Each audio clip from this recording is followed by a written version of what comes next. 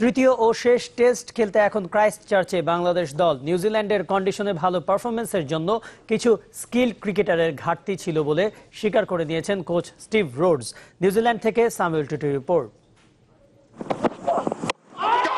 দক্ষিণ Africa, West Indies আর New Zealand সফরের শেষ 12 ইনিংসের মাত্র একটিতে দলীয় সংগ্রহ কোনো মতে 300 রানে নিতে পেরেছিল বাংলাদেশ।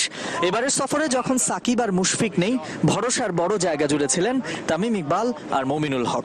কিন্তু তামিম ব্যাটিংয়ে দৃঢ়তা দেখালেও নিষ্প্রাণ মমিনুল।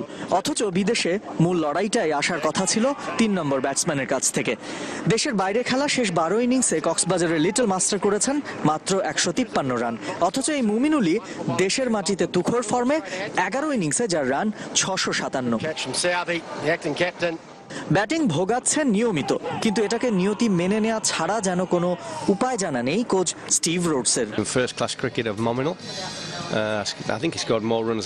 কিছু প্লেয়ার লড়াই করেছে, কিন্তু মুমিনুল সহ বাকিরা পারেনি। সত্যি বলতে ক্রিকেটের প্রতিপক্ষ এমন আধিপত্য দেখালে অনেক সময় ভেঙে পড়ে অনেকে। তবুও মিঠুন যে সাহস দেখিয়ে ব্যাট করেছে, যে রান করেছে, তার চেয়ে বেশি তার প্রাপ্য ছিল। রিয়াদ ছিল অসাধারণ, তারপরও এমন হলো। টেস্ট জিততে 20 উইকেট লাগে, তবে বিদেশে বাংলাদেশের অনভিজ্ঞ বোলিং আক্রমণের এই সামর্থ্য আছে কিনা আছে সেই সংশয়, যে কারণে দল হিসাবে বাংলাদেশের সামর্থ্য হয়েছে প্রশ্নবিদ্ধ। হয়তো আমাদের বাজে সময় যাচ্ছে, তবে ভুলে গেলে চলবে না আমরাও দেশের মাটিতে অস্ট্রেলিয়া, ইংল্যান্ড, উইন্ডিজের মতো দলকে হারাই। খালেদ ইবাদত কয়টা প্রথম শ্রেণীর ম্যাচ খেলেছে, ওরা এখনো শিখছে। রাতারাতি উন্নতির প্রত্যাশাটা ঠিক নয়। টানা 2 টেস্টে অসহায় আত্মসমর্পণ, বেসিন রিজার্ভে লজ্জা 3 দিনেই। পারলে এখানকার বাতাসের মতোই ওয়েলিংটন ছেড়েছে বাংলাদেশ।